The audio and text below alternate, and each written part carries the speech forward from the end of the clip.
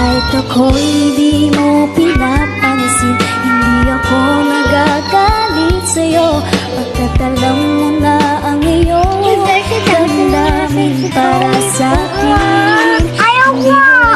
Ang bait naman siya eh. Matulungan mo. Pag-iisipin ko. ka. Hindi ka ba giging crush? Sige. Yes! Ayos.